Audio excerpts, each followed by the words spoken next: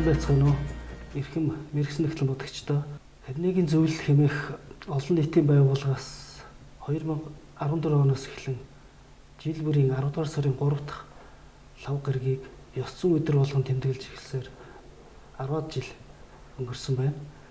За энэ хугацаанд ёс зүйн хувь хүний ёс зүй асуудал дээр тулгуурлаад одоо олон нийт дэлхийн улс орнуудыг хамарсан одоо дайн дайчин өвчин зовлон за хямрал их олон асуудлуудыг одоо хүн төрөлхтний ёс зүйн асуудал дээр тулгуурлаж тайлбарлах болмоор шийдвэрлэх хүрээнд энэ өдрийг одоо ёслон тэмдэглэж ирсэн байдаг.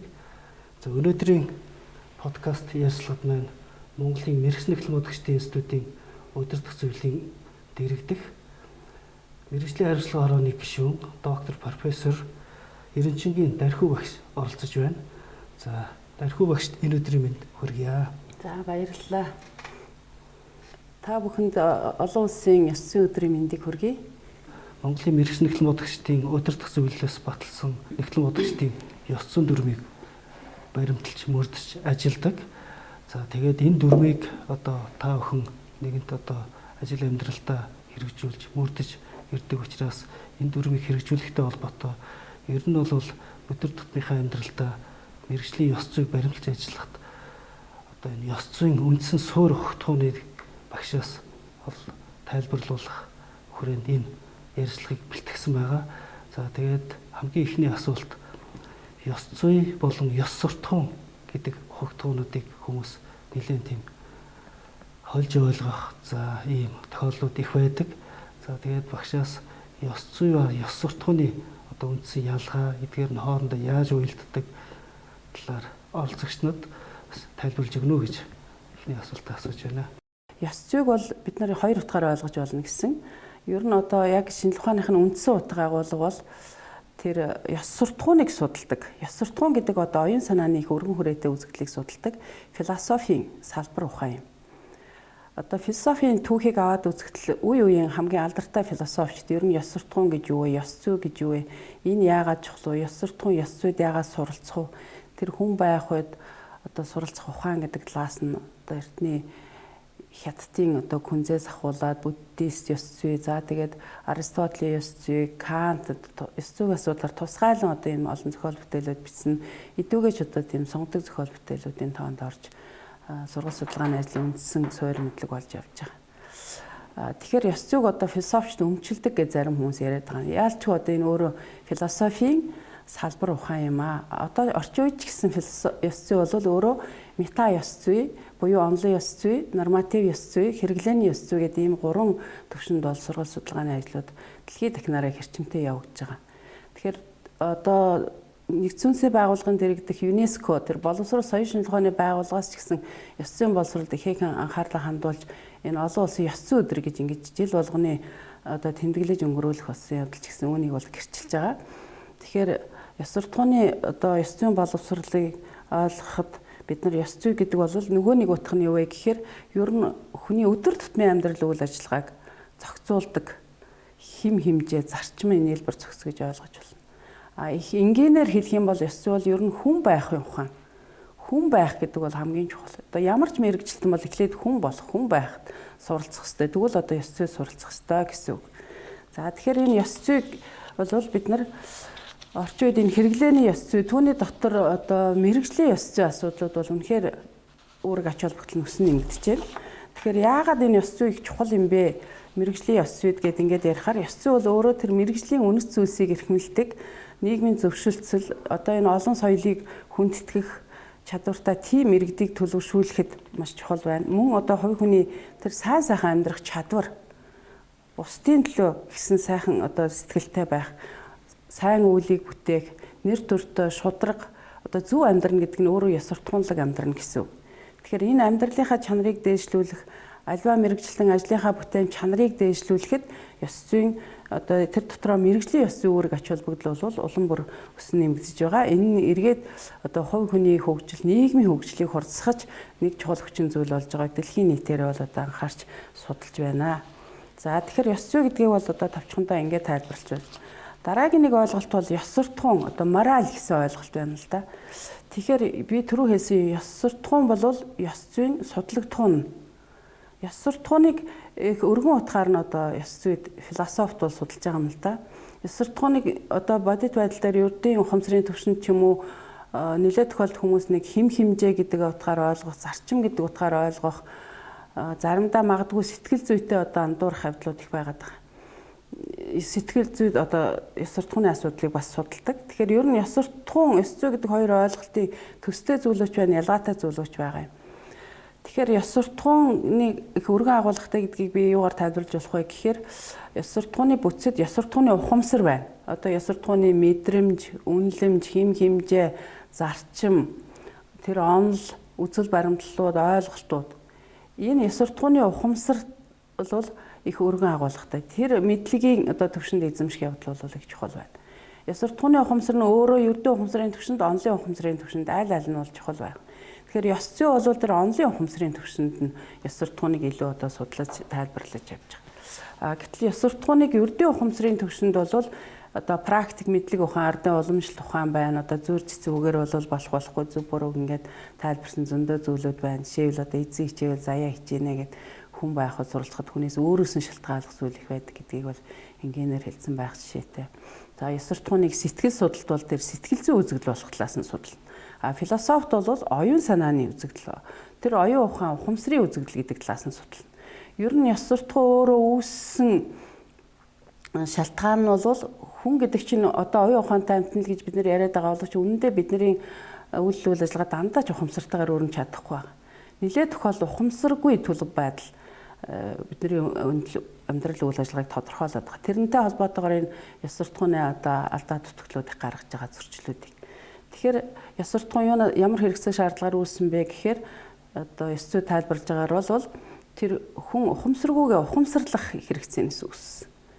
Жишээлбэл одоо хүн болгон төрөлхөөс өөрийгөө зөвтгөх зантай байна. Тэгэхээр буруу юм дээр өөрийгөө зөвтгөх гэдэг болохгүй. Тэгэхээр тэрийг бол одоо ёс суртахууны хим хэмжээ зарчмаар буруугаа хүлээх гэдэг тэр хим хэмжээгээр зохицуулдаг юм. Бусдыг одоо хүлээн зөвшөөрөх чадвар гэдэг ингээд бид нар амьдрал дээр холбоод ярил олон зүйлийг ярьж болж байгаа. За нөгөө талаас ер нь ёс суртахуун гэдэг бол бас хүний тэр авир үйлдэлийн төлөвшөл, үнэлэмж, эргэн тойрондоо одоо тэр бусад мэрэгжлийнхаа хүмүүстэй өөртөө хандах хандлагыг хэмжих хэмжүүр, хүний хөгжил, хүний соёлын хэмжүүр гэсэн энэ утгыг бол бид нар сайн ойлгох хэрэгтэй байна. Тэгэхээр ёс суртахуун гэдэг зүйлийнхаа энэ үн чанарыг, утга учирыг сайн ойлгоод мэдэх нэг хэрэг, тэрийг одоо өдөр тутмын амьдрал үйл ажиллагаанд хэрэгжүүлэх нь хамгийн чухал байна. За тэгэхээр ёс суртахуун гэдэг бол хувь хүний хувьд тэр одоо нийгмийн янз бүрийн бүлэг давхраанд тэр ялангуяа одоо мэрэгжлийн нэр төр нэр хүндийг өргөх мэрэгжлийн тэр элдв ёс суртахууны алдаа зөрчлөөс урьдчилан сэргийлэхэд маш чухал хөрөнгө үнэт зүйл гэдгийг л бид нар их сайн ойлгох хэрэгтэй байна. Ер нь ёс зүй, ёс суртахуун хоёрын гол ялгаа бол эндээ байна. Одоо жишээлбэл энэ нэр томыг ялгаж ойлгосуулаад ёс зүйтэй хүн гэж яриад байгаа байхгүй. Тэгэхээр тэр ёс зүйн шинжлэх ухаантай хүн гэж ойлгох юм уу яах юм. Ер нь ёс суртахуунлаг хүн, ёс суртахуунд хүн гэж ярих нь бол зөв юм. Шинжлэх ухааных нь утга агуулгаар бол. Тэгэхээр ёс зүй, ёс суртахуун хоёр бол гол ялгаа эндээс ойлгогдсон байх гэж бодож байна. Ёс зүй бол өөрөө ёс суртахуун гэдэг тэр оюун санааны үзэгдлийг судалдаг. Ёс суртахуун хувь хүндэж хамаатай нийгмийн одоо янз бүрийн харилцаанд ч хамаатай нийт хүн төрөлхтний хувьд ч гэсэн одоо их өргөн утга агуулгаар хэрэглэгддэг юм зүйл байна. Ер нь өнөөдөр хүн төрөлхтөд оршихуй, эс оршихуй гэдэг асуудал бол энэ ёс суртахууныхын төлөвшил, харилцаа хандлагыг их хамаарч байна л да. Тэгэхээр ёс суртахууны харилцаа хандлагад байгаа элдв зөрчил бол ер нь жижиг зүйл байхгүй. Одоо бид нар сайн мэрэгжилтэн болохын байхын гол шалгуур бол тэр мэрэгжлийнх нь ёс суртахуун байгаа юм. Ерөнхийдөө одоо цагт бол мэрэгжлийн бүхэл салбар чиглэлд мэрэгжлийн ёс зүй гэдгийг бол их чухалж эрхэмлж, за үүнийг бол хэвшүүлэх, за хэрэгжүүлэх чиглэлээр бол ажиллаж байгаа. За тэгвэл үүнтэй холбоотойгоор одоо энэ мэрэгжлүүдийн дунд энэ мэрэгжлийн ёс зүй гэдэг талаар бол янз бүрийн ойлголт бас их байдаг. Тэгэхээр энэ мэрэгжлийн ёс зүй гэдэг ухагт хүн ойлголт, за тэгээд түүний ач холбогдлын талаар та энэ ёс зүйн шинжлэх ухааны үүднээс манай квизд бас тайлбарлаж өгнө. За энэ бас чухал асуудал юм аа. Ер нь мэрэгжлийн ёс зүй Гэл өнөөдөр бүгд яриад байгаа мөртлөө олон дүрмүүд байх мөртлөө амьдрал дээр бас тийм сайн хэрэгжихгүй байгааг нэг шалтгаан бол бас мэрэгжлийн ёс зүй гэж юу, түүний агуулгад нь юу ордгийг, тэрний одоо ач холбогдол нь, үр дүн, үнц нь юу вэ гэдгийг сайтар тань мэдэх улмаар амьдрал, өдөр тутмын амьдрал үйл ажиллагаанд хэрэгжүүлэх явдал байгаа. Тэгэхээр мэрэгжлийн ёс зүй бол өөрөө энэ хэрэглээний ёс зүй нэг чухал салбар. Тэгэхээр мэрэгжлийн ёс зүй чинь бол агуулгын хувьд мэрэгжлийн ёс суртахууны ухамсар, мэрэгжлийн ёс суртахууны харилцаа, мэрэгжлийн ёс суртахууны үйл ажиллагаа гэсэн ийм гурван талт одоо зүйлийн нэгдэлээр хэрэгжиж байгаа юм. Тэгэхээр мэрэгжлийн ёс суртахууны ухамсар гэдэг ойлголтын хүрээнд бид нар юуг ярьж болох вэ гэхээр тэр мэрэгжлийн мэдлэгээс дутахгүй, тэр мэрэгжлийн өөрийнх нь одоо шалгуур болгоод байгаа, аливаа ажил амжилтынх нь суурь нь болоод байгаа мэрэгжлийн ёс зүйн тухай ойлголтууд, зарчмууд, хим хэмжээнүүд, тэр үнэлэмж, итгэл үнэмшил бол энд хамаарна. Энэ бол одоо их чухал. Тэгвэл мэрэгжлийн ёс суртахууны харилцаа гэхээр бол одоо ажил мэрэгжилтэд үнэнчээр хандах, тэр мэрэгжилтэн бусад одоо ижил мэрэгчлэнүүтэйгээ харилцах харилцаа, тэгээд тэр мэрэгжлийнхээ нэр төр, нэр хүндийг хамгаалах, ажил мэрэгжилтэд үнэнчээр хандах, за мэрэгжлийнхаа ёс суртахууны хариуцлагыг ухамсарлах, их ажил хэрэгч байх, хүнлэг байх, ёс суртахууныхаа үүргийг одоо цаг ямагт биелүүлэх, ажлынхаа үр дүнг чухалчлах гэд энэ олон зарчим хим хэмжээгээр зохицуулагддаг олон талтай харилцаа байна. Тэгэхээр энэ мэрэгчлэнүүдийн одоо ёс зүйн дүрмүүдээр харж байхад энэ мэрэгжлийн ёс суртахууны харилцааны асуудал дээр бас их ач холбогдол өмөр байдаг. Мэрэгжилтний одоо харилцааны ёс зүй гэдэг бол бас их чухал зүйл. Ер нь аливаа хүний амьдрал үйл ажиллагаа харилцаан дээр л явж байгаа шүү дээ. Тийм учраас одоо тэр харилцаа хандлагын дээр их анхаарах хэрэгтэй байгаа. За мэрэгжлийн ёс суртахууны үйл ажиллагаа гэдэг бол тэр мэрэгжлийн ёс суртахууны ухамсар, хим хэмжээгээр одоо зохицуулагдж байгаа үйл ажиллагаанууд байна. Бидний үйлдэл болгоод хариуцлага хүлээн. Одоо мэрэгчлэнүүд хоорондоо харилцах, мэрэгжлийнхаа асуудлаар аливаа зүйл санал бодлоо илэрхийлэх энэ бүхэндээ бол маш одоо хариуцлагатай үйл ажиллагаа байдаг гэдгийг бол ойлгох хэрэгтэй. Тэгэхээр ер нь мэрэгжилтээ өөрийнхөө тэр ёс суртахууны үүргийг, хариуцлагыг сайтар ухамсарлаа сайн хэрэгжүүлж байвал илүү үр дүнд хүрнэ, илүү амжилтанд хүрнэ. Тэр хэмжээгээр тэр мэрэгжлийнхаа одоо ёс зүйд суралцсан байдлыг бас илэрхийлж байгаа юм л да. Тэгэхээр ийм утгаараа энэ мэрэгжлийн ёс зүй хэрэгцээ шаардлага бол улам бүр өрсөн нэмэгдэж байна. За тэгэхээр мэрэгжлийн ёс зүй гэдэг юу вэ гэдгийг ойлгоход бас тэр мэрэгжлийн ёс зүйнхаа зорилгыг сайн ойлгох хэрэгтэй байна. Тэгэхээр ер нь мэрэгжлийн ёс зүйн зорилго нь юу байдаг вэ гэхээр тухайн мэрэгжлийн одоо ёс суртахууны нийтлэг алдаа дутагдлыг арилгах, тэрнээс урьдчилан сэргийлэх, тухайн мэрэгжлийн бүлгүүдийн хоорондын харилцаа, тэр ёс суртахууных нь одоо эрүүл сарвал уур амьсгалыг бүрдүүлэх, мэрэгжлийн өөрийнх нь тэр ёс суртахууны үүрэг хариуцлагыг дээшлүүлэхэд оршиж байгаа юм. Тэгэхээр тэр одоо мэрэгжлийн хариуцлага гэж ярьж байгаа, мэрэгжлийн хариуцлага дотроо хамгийн гол суурь нь мэрэгжлийн ёс суртахууны хариуцлага байдаг. Одоо өргөцсөн хариуцлага бол тухайн үед нь одоо арга хэмжээ аваад тэгээд дуусчдаг бол энэ мэрэгжлийн ёс суртахууны хариуцлага гэдэг бол ер нь насан туршид нь баг хариуцлага тооцчихж байгаа юм л да. Одоо нэг хүн авилга авлаа гэхэд бол ахаад одоо жишээ нь тэр мэрэгчлэр юм уу тэр авданд ажиллах боломжгүй болгодог ч байдаг юм уу. Ахаад зөвхөн тэр хүний асуудал биш, одоо өөр хүүхдэн ч юм уу олон хүнийг нэг хүн авилга авахт л одоо жишээлбэл бүгдээр авилгах юм шиг нийгэм ойлгодог ч юм уу. Ийм асуудлууд байгаа. Тэгэхээр мэрэгжлийн ёс зүй энэ зорилгыг бол манай мэрэгчлэнүүд их сайн ухамсарлаж ойлгох юм бол тэр зорилгод хүрэхин төлөө тэр үйл ажиллагаандаа бол бас өдөр шинжилгэүүдийг хийж явах нь чухал байгаа юм. Тийм учраас бид нар юу гэж хэлэх гээд байна вэ гэхээр ер нь мэрэгжлийн ёс зүй бол тухайн мэрэгжилтнийг шалгах нэг гол шалгуур юм аа. Одоо ажил төрөл авахд ч гэсэн ер нь тэр мэрэгжлийн ёс зүй гэдэг юм бол ер нь нэг номерын шалгуур болж байгаа. Эртний грекийн философч тэр Аристотель бол жишээ нь хэлсэн байдаг л та. Одоо улс төрд орж ирэх гэж байгаа хүн бол ёс суртахууны хувьд төлөвшөөг бол орж ирэх хэрэггүй, тийм хүнийг оруулах хэрэггүй гэж. Тэгэхээр тухайн мэрэгжилтэн ч гэсэн өөрөө би энэ мэрэгжлэр ажиллах, мэрэгжлийн ёс суртахууныхаа шаардлага шалгуурыг хангасан уу гэдэгт өөрөө ч гэсэн дүгнэлт хийгээд хэрвээ хангагдаагүй байгаа бол орох хэрэггүй. Тэрнээс болоод одоо ёс суртахууны зөрчил алдаа гаргаад тэр нь эргээд тэр мэрэгжлийн алдаа гаргах бас нэг шалтгаан болчдөг. Энийг бол ойлгох хэрэгтэй. Одоо олон сайн мэрэгчлэнүүд бол мэрэгжлийн ёс зүйн мэдлэг, туршлага, тутамгаас болоод ийм алдаанууд гаргаж байгаа. Тэгээд тэр нь бол зөвхөн хувь хүнд өөрт нь ч төдийгүй нийгэмд бусдад одоо сайн сайхан байдал бол их хор хохирлож ирүүлдэг. Ийм жишээнүүдийг бол олныг ярьж болно. Ер нь тэгээд хэлэхэд шилдэг мэрэгжил гэж байхгүй, шилдэг мэрэгжилтэн л байдаг. Тэр шилдэг мэрэгжилтнийг тодорхойлох нэг гол одоо шалгуур хүчин зүйл бол яалчгүй тэр мэрэгжлийнх нь ёс зүй, ёс суртахуун байгаа юм. За тэгэхээр би энэ дээр мэрэгжлийн ёс суртахууны хариуцлагын тухай асуудал дээр бас жаахан тодтогоод хоёр зүйлийг хэлье гэж бодож байна. Тэгэхээр мэрэгжлийн ёс суртахууны хариуцлага гэж юу хэлээд байна вэ гэхээр мэрэгжлийн ёс суртахууны тэр үнэт зүйлийг эрхэмлэх. Мэрэгжлийн ёс суртахууны үнэт зүйл. Энд бол юу ордгоо гэхээр одоо тэр шударга ёс, хүнлэг ёс, хариуцлага, ахаад тэр одоо сайн үйл гэх мэтээр ингээд олон зүйлийг хэлж байна. Тэгэхээр энэ чи юу харуулж байгаа нөхөр мэрэгжлийн ёс суртахууны хариуцлага бол мэрэгжлийнхаа ёс суртахууны ухамсар төлөвшөлтэй шууд холбоотой гэдэг нь бол харагдаж байгаа. Өөрөөр хэлэх юм бол ер нь өөрийгөө хянах, өдөр тутмынхаа үйл ажиллагаанд өөрийгөө хянах, сэтгэл санаа, оюун ухааны зөв одоо чиглүүлэх, ажиллаж амьдрах арга хэрэгсэл бол энэ мэрэгжлийн ёс суртахууны хариуцлага юм байна гэж ойлгох хэрэгтэй. За цаашлах юм бол энэ мэрэгжлийн ёс суртахууны хариуцлага чинь ер нь өөртөө болоод бусдад их өндөр шаардлага тавих хэрэгтэй. Бид нар бол одоо бусдаас их юм шаардаад байдаг, өөртөө шаардлага тавихгүй байх. Тэгэхээр энэ бол бас тэр хариуцлага, ёс суртахууны хариуцлага сайн төлөвшөөгүй байгааг харуулж байгаа зүйл. Нөгөө талаар бол их идэв санаачлагтай байх хэрэгтэй. Одоо мэрэгжлийнхаа ажлыг нэр төрийг өргөхөд өөрөө хувь хүн мэрэгжилдэг. Маш их хичээл зүтгэл гарах ёстой. Тэр мэрэгжлийн ёс зүй алдаа гаргахгүй байхын тулд бурууг бусдаас хайхгүй байх. Одоо нэлээд тохиолдолд ингээд нэг алдаа гарахад бол бурууг бусдаас хайгаад л явж байгаа шүү дээ. Тэгэл буруутныг хайгаад яваад байдаг. Эцэс баг өөрөө л буруутанд болдог байхгүй юу?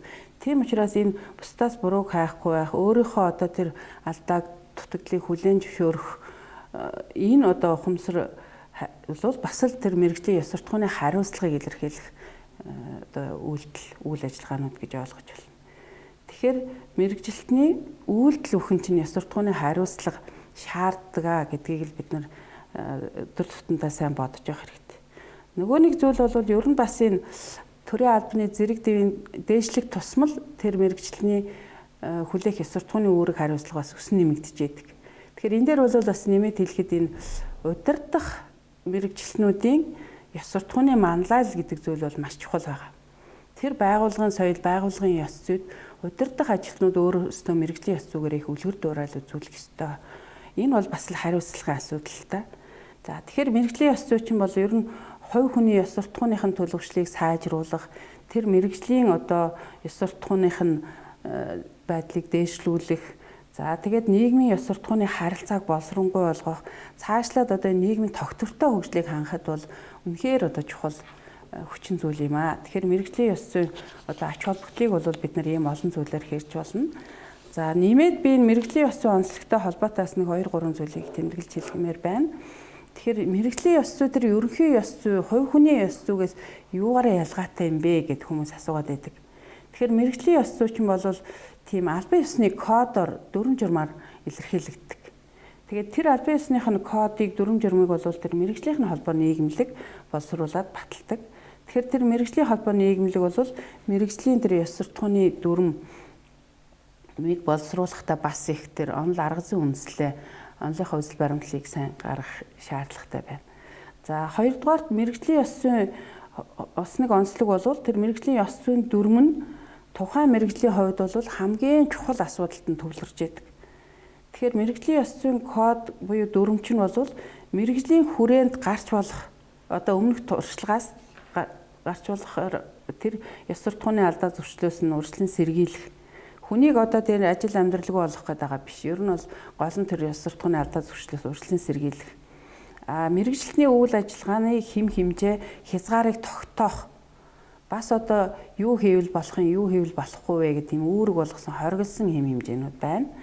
За тэгээд тухайн мэргэжилтэнд бас гаднаас ирэх элдв дарамт шахалтууд хууль бус үйлдэлээс хамгаалах чиглэсэн байдгаар онцлог.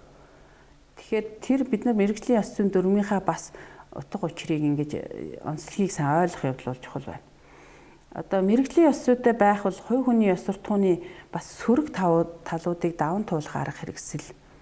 Ер нь ингээд мэрэгжлийн ёс зүйн алдаа гаргахад нөлөөлөд байгаа нэг гол хүчин зүйл бол хувь хүнийх нь ёс суртахууны боловсрол, хүмүүжил, төлөвшил бас яалчгүй байгаа. Тэгэхээр хүн болвол тэр ёс суртахууны төлөвшлийг байдлаа өөрөө бас дүгнэлт хийгээд тухайн мэрэгжилтэн хувь хүнийхээ хувьд надад ёс суртахууны ямар давуу тал байна, ямар сул тал байна. Тэр сул буюу сөрөг талаа даван туулахад энэ мэрэгжлийн ёс зүйн одоо код бол их чухал ач холбогдолтой онцлог гэдгийг ойлгох хэрэгтэй байна. За тэгэхээр мэрэгжлийн ёс зүй гэж юу? Түүний одоо үүрэг ач холбогдлын тухай товчхон тайлбарлахад бол нэг ийм зүйлүүдийг хэлж байна. Ер нь мэрэгжлийн ёс зүй бол мэрэгчлэлний хувьд л ёс суртахууны ухамсар, харилцаа, хяналтыг, хандлагыг нь бол сайжруулдаг. За мэрэгжлийн нэр төр, нэр хүндийг нь хамгаалдаг. Мэрэгжлийн ёс суртахууны хариуцлагыг нь дээшлүүлдэг. Мөн мэрэгжлийн ёс суртахууны зөрчлөөс урьдчилан сэргийлдэг гэдэг маш олон одоо юм чухал хүчин зүйлүүдийн нэгдэл байдаг талаар багш бол сайхан тодорхой ярьж өглөө. За та Монголын мэрэгчлийн эхлэн бодогчдын институтын удирдах зөвлөлийн дэргэдэх мэрэгжлийн хариуцлага хорооны гишүүний хувьд одоо манай гишүүд мэрэгчлийн эхлэн бодогчд болон аудиторуудад хандаж одоо яг энэ мэрэгжлийн ёс зүйн хувьд бол анхаарч ажиллах талаар ингээд зөвлөнөө гэж бас хүсье. Би Монгол Улсын их сургууль бас нэг 40 жил ёс зүйн хичээл зааж энэ чиглэлээр сургууль судалгааны ажил хийж байгаа хүний хувьд тус институт бол энэ мэрэгжлийн хариуцлагын хороонд бас нэг юм ёс зүйн мэрэгжлийн хүн байх хэрэгтэй байна гэдээ урьсан. Тэгээд би бас энэ урилгыг бол дуртай хүлээж авсан. Яалтчгүй бас энэ мэрэгжлийн ёс зүйн асуудал бол ерөнхий суур ёс зүй, онол, арга зүй тэгээд тухайн мэрэгжлийн бас хүмүүсийн мэдлэгийн уулзуурдаар яригддаг асуудал байдаг. Тэгэхээр мэрэгжлийн нэгтлэн бодогчийн ёс зүй гэдэг бол одоо энэ салбарын мэрэгчлэнүүдийн үйл ажиллагаандаа баримтлах ёс суртахууны тийм суур зарчмууд, хэм хэмжээнүүдийн нийлбэр цогц гэж ойлгож байгаа. Мэрэгжлийн нэгтлэн бодогчийн мэрэгжлийн ёс суртахууны тэр суур буюу үндсэн зарчмууд бол нэг 5 үндсэн зарчмыг онцлоод байгаа шүү дээ. Энэ дээр бол одоо шударга байх, бодиттой байх, мэрэгжлийн ур чадвар, хянамгай байх, хянамгай байдлын зарчим, за тэгээд нууц хадгалах зарчим, мэрэгжлийн зан төлөвийн зарчим гэдэг. Тэгэхээр энэ дээр бол тэр шударга байх зарчим гэдгийг ярихын тулд ойлгохын тулд ер нь шударга ёс гэж юу вэ гэдгийг бол сайтар ойлгох хэрэгтэй байна. Тэгэхээр шударга ёс гэдгийг бол хамгийн товчхоноор ерөөсөө ёс зүйн шинжилгээ ухаанд бол юу гэж ойлгодог вэ гэхээр шударга ёс гэдэг бол өөрөө ёс суртахуунлаг байдал юм аа гэд ойлгочих болно. Шударга ёс гэдэг бол зөв байх гэсэн ийм үндсэн шаардлага байгаа. Зөв байх, зөв зүйтэй байх гэсэн утга байна. За дараагийн нэг зарчим бол бодиттой байх зарчим. Одоо объектив байх ч гэж ярьдаг. Альва одоо асуудалд бол тэр хууль, эрх зүй, дүрм журм, ёс суртахууныхаа одоо зарчим хэм хэмжээг баримтлах. Тэр хувийн ашиг сонирхол бусдын одоо нөлөөнд автахгүй байх. Нилээ тохиолч одоо хүмүүс хувийнхаа ашиг сонирхлыг дээр нь тавиад л мэрэгжлийнхаа ашиг сонирхлыг хоёрдугаар тавьчихаар чинь бодиттой биш болчихж байгаа. Уул нь одоо ёс зүйн үүднээс ярих юм бол бодиттой байх гэдэг чинь бол би хэлээд байна шүү дээ. Ёс зүйн өөрөө хамтаран амьдрах арга ухаан гэдэг утгаараа тэр хамт олонны эрх ашиг, улс үндэсний эрх ашиг, мэрэгжлийнхаа эрх ашиг гэдэг хувийн ашиг сонирхлоо захируулж сурах. Энэ бол одоо бодиттой хандахад нэг чухал шаардлага байна. Бусдын нөлөөнд автахгүй байх чадвар ч гэсэн одоо энэ бодиттой байх зарчмыг хэрэгжүүлэхэд бол маш чухал. За тэгээ бодит байдлыг гажуудуулахгүй байх. Одоо мэдээлэл бодиттой үнэн зуур нь гаргахгүй байх асуудлууд байна шүү дээ. Гэх мэтэр энэ бодиттой хандах зарчмын агуулга бол бас олон зүйлүүд байна. За дараагийн нэг 3 дахь зарчим бол мэрэгжлийн нэгтлэн бодох чи ёс зүйд мэрэгжлийн ур чадвар ба хянамгай байдлын зарчим. Тэгэхээр ер нь хашир хянамгай байх гэдэг бол ёс суртахууны энгийн мөртлөө маш чухал одоо ийм хэм хэмжээ байдаг. Үйлчлүүлэгчд болоод ажил олгогчид мэрэгжлийн чадварлаг үйлчлэгээ үзүүлэхийн тулд мэрэгжлийн мэдлэг, ур чадвараас гадна мэрэгжлийн ёс суртахууныхаа тэр үүрэг хариуцлагыг сайтар эзэмших тэр чадвар бол маш чухал байна. За дараагийн нэг зарчим бол тэр нууц хадгалах зарчим. За энэ бол одоо мэрэгжлийн нэгтлэн бодогчдын ёс зүйд бас их чухал зарчим байна. Мэрэгжлийн болоод бизнесийн харилцааны үр дүнд олж авсан тэр нууц мэдээлэлд одоо хянамгай хандах. 5 дахь зарчим нь мэрэгжлийн зан төлөвийн зарчим байна. Тэгэхээр энд бол одоо тэр холбогдох хууль тогтоомжийг дагаж мөрдөх мэрэгжлийнхаа нэр хүндийг гутааж болно гэдгийг мэддэг эсвэл мэдсэн байх ёстой аливаа үйлдэлээс зайлсхийх гэдэг гол утгыг бол ойлгож байна. Тэгэхээр энэ дээр бол ер нь тухайн нэгтлэн бодогч өөрийнхөө хувийн хүсэл эрмэлзлийг мэрэгжлийнхаа эрх ашиг захируулах үндсэн дээр л үйл ажиллагаагаа хэрэгжүүлэх нь чухал гэсэн санааг бас хэлж болно. За мөн одоо мэрэгжилтэй хайртай байх, мэрэгжилтэй үнэнч байх, тэр мэрэгжил мэдлэгээ байнга дээшлүүлэх, өөрийнхөө оногдсон тэр мэрэгжлийн ёс суртахууны үүргийг одоо ухамсарлах, мэрэгжилдээ эзэн байх, жинхэнэ одоо мэрэгжилтэн байх, тэгээд бусад хүмүүстэй одоо хүндэтгэлтэй харилцах. Ялангуяа одоо энэ харилцааны ёс зүйн асуудал дээр бас энэ мэрэгжлийн зан төлөвийн зарчим болвол их холбогдно. Манай одоо зарим нэгтлэнгуудтай холбоотой бас тийм нийгэмд шүүмжлүүд явж байгаа юм л да. Нэгтлэнгууд хүн сурталтаач гэдэг юм уу. Одоо нэгтлэнгууд бол их цамтай, нэгтлэнгууд хүний хэрэгсэл мэд ханддаг, хүний үг сонсдгооч гэдэг юм уу. Одоо тэр хүнийхээ төлөө тэр болгон ажиллахгүй байна ч гэдэг юм уу.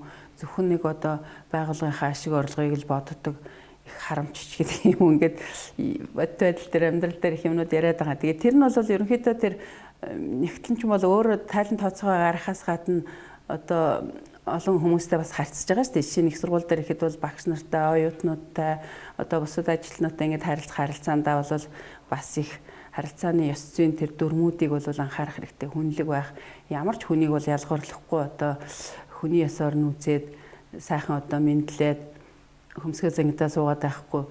Зарим нэгтлэнгууд бол одоо их ширүүн дүртэй, тэгээд одоо загин замдрах ч юм уу тиймхүү үйлдэлүүд гаргаад байхаар нөгөө нэг өхрийн ивэр дөргөл мянган өхрийн ивэр дөргөн гэдэг шиг нийт мэрэгжлийнхаа бас нэр хүндийг унгах тиймэрхүү зүйлүүд бас жижиг гэхгүй л анхаарах ёстой гэж бодож байгаа юм.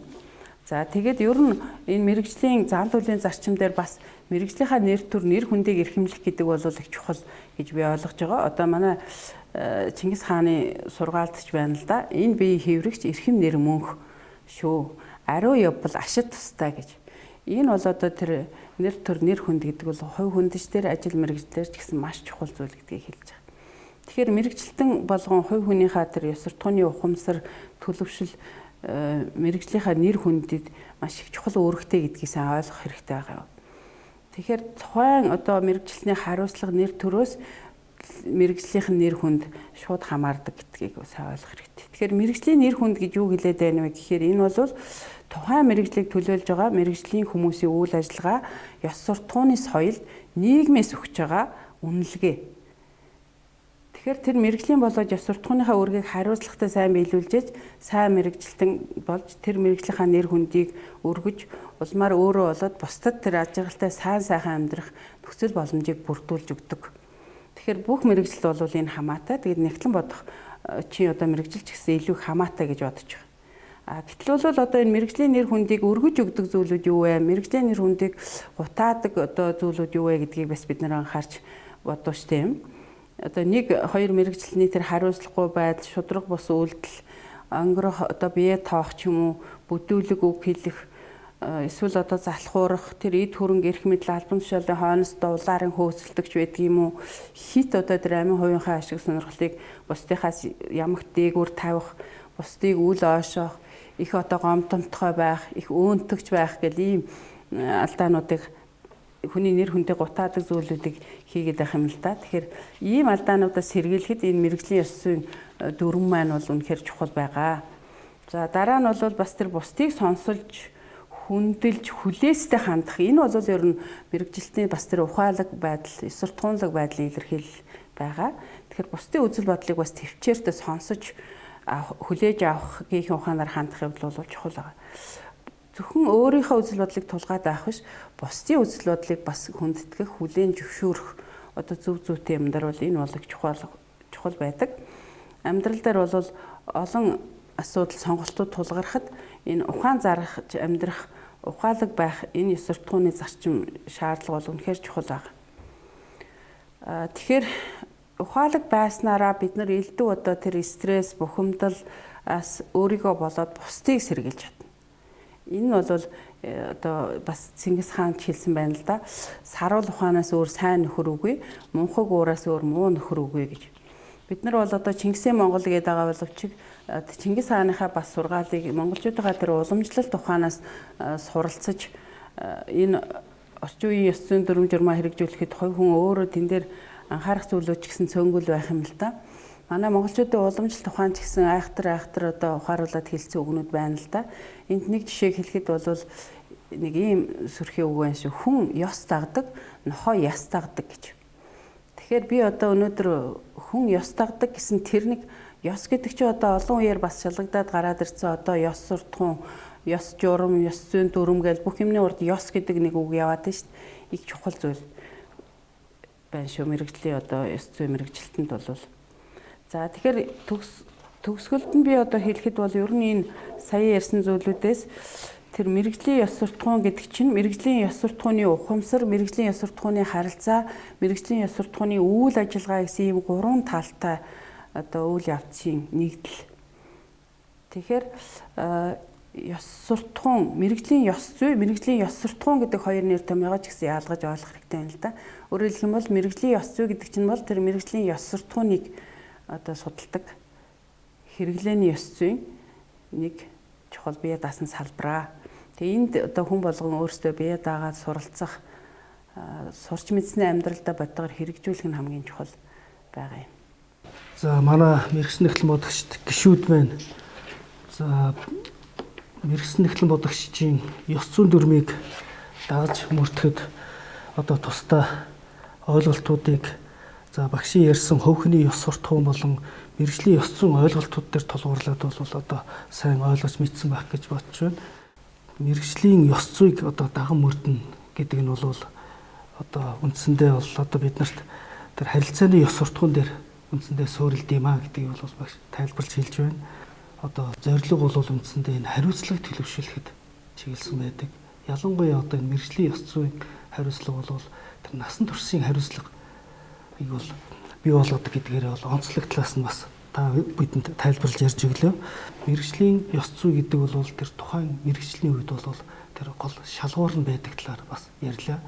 Тэг өөрөөр хэлбэл одоо яг шилдэг мэргэжилтэн хинбэ гэдэг нь бол үндсэндээ одоо тэр мэргэжлийн ёс зүйн шаардлага шалгуурыг л одоо давж гарч байж одоо шилдэг мэргэжилтэн болох хэмжээнд одоо хүрч байна гэдэг гол шалгуур байдаг талаас нь бас тайлбарлаж ярьж өглөө. Мэргэжлийн ёс зүйн шаардлагууд маань өөрөө одоо мэргэжлүүдэд өөртөө тавих энэ шаардлагыг бол ингэж бий болгодог, санаачлагыг одоо ингэж бий болгох одоо тэр гол хөшүүрэг болж байдаг талаас нь бас ярьж өглөө. За эцэст нь бас энэ мэргэжлийн ёс зүйг төлөвшүүлэхэд удирдах ажлын манлайлал бол хичнээн чухал болох талаар бас биднэрт тайлбарж ярьж өглөө. Тэгээ удирдах ажлууд бол одоо салбартаа мэргэжлүүдтэй бол энэ ёс зүйн хувьд бол хамгийн одоо үлгэр дуурайл болох ёстой. Тэгжээж бол энэ мэргэжлийн нэр хүндийг бол одоо энэ олон нийтийн дунд өргөж явахд бол энэ хамгийн одоо юм чухал байр суурь эзлэх талаас нь ярьж өглөө. За үүнээс гадна мэргэжлийн ёс зүй гэдэг бол одоо яг энэ даган мөрдөд бол энэ мэргэжилтнүүд бол энэ бахархлыг мэргэжлэрээ бахархлыг төрүүлж байдаг гэдгээр бол их ач холбогдолтой гэдгийг бол ярьж өглөө. Өөрөөр хэлбэл одоо мэргэжлийн ёс зүйн одоо тэр өндөр шаардлага шалгуурууд бол даган мөрдөх нь бол тэр мэргэжлүүдийн хувьд бол тийм бахархал байд юм байна. Тэгэхээр энэ талаараа бол одоо яг тийм мэргэжилтэн хүмүүст болоо юм бахархал төрүүлэх юм гол одоо баримтчиг. За түүнээс гадна мэргэжлүүдэд бас мэргэжлийн ёс зүйн дүрмүүд бол нэг талаас бол хамгаалт болж өгдөг. Гадны одоо элдв нөлөөлөлт автгаас одоо хамгаалдаг. Түүнээс гадна бол энэ хөв хүнийхээ хувьд одоо ёс суртахууны энэ төлөвшлийг даван туулахт нь бол бас юм чухал арга хэрэгсэл болж өгдөг гэд. Ер нь бол мэргэжлийн ёс зүй гэдэг одоо энэ огтун тойрсон одоо энэ зарчим ойлголтууд маань одоо мэргэжлийн эхлэн бодогчд энэ мэргэжлийн ёс зүйн дүрмээ даган мөрдөд бол ийм олон талаасаа бол ийм ач холбогдолтой за ийм олон талын одоо ийм суур ойлголтууд дээр бол тулгуурлаж явдаг гэдэг талаас нь сайхан тайлбарлаж өглөө. Ингээд энэ мэдлэгийг бидэнтэй хуваалцсан багштай талархаад энэ удаагийн подкастаа өндөрлж байна. За багш бас төгсгөлийн одоо подкастаа хааж мэргэжлийн эхлэн бодогчд одоо ёс зүйн одоо энэ уриалга хэлж өгнө гэж хүсэж байна. За тэгэхээр баярлалаа. Ер нь ёс зүй бол нас мэргэжил хүйс одоо харгалзахгүйгээр бүх хүмүүст хамаатай ийм чухал зүйл. Өдөр тутмынхны амьдрал үйл ажиллагаанд одоо хэрэглээ болж идэх тэр зүйл гэдгийг нэгдүгээр тонцолж хэлмээр байна. Хоёрдугаарт ёс зүй гэдэг бол ер нь ёс суртахуун буюу ухаалаг, хүнлэг, шударга одоо хариуцлагатай тийм шилдэг сайн мэрэгжилтэн байхад энэ тэргуунд эзэмших ёстой мэдлэг ухаан юм аа. Тэгэхээр эрхэм одоо мэрэгсэн нэгтлэн бодогч та бүхэн бол энэ салбартаа хамгийн их үлгэр дуурайлтай ёс суртахууны хувьд үлгэр дуурайлтай шилдэг мэрэгжилтнүүд байдаг гэдэгт бол эргэлздэг. Гэхдээ одоо хүн өдөр болгон өөрийнхөө нүрээ угаагаад одоо цэвэрлээд байдагтай адилхан бас өдөр тутамдаа өөрсдийнхөө ёс суртахууны байдалд үнэлгээ өгж улам бүр сайжруулж одоо энэ улс нийгмийн сайн сайхан байдлыг хангахад хүний улс орныхоо хөгжилд оруулж байгаа хувь нэмрээ одоо улам их өндөр амжилттай байхыг л ерөөе. Тэгэхээр түрүү хэлсэн ер нь таны ёс суртахуун таны хэн болохыг илэрхийлнэ гэж энэ одоо зүйлийг л би дахин хэлмээр санагддаг л да. Тэгэхээр ер нь альва нийгэм ингээд өөрчлөгдөж шинжлэгдээд хахаар тэрийг дагаад бас ёс суртахууны хувьд ч гэсэн өөрчлөгдөж шинжлэгдэх хэрэгцээнүүд байна л да. Тийм учраас бид нар ёс суртахууныхаа боловсролд бас их анхаарах хэрэгтэй байна. Тэгэхээр ер нь боловсролыг бол заавал нэг аль биесний сургалтаарч биш, хувь хүн өөрөө бие даагаад одоо суралцах тийм боломжууд бол орчин үед нээлттэй байна л да. За ингээд та бүхэнд өдөр нь амжилтыг хүсье. За баярлалаа. Баяр таа.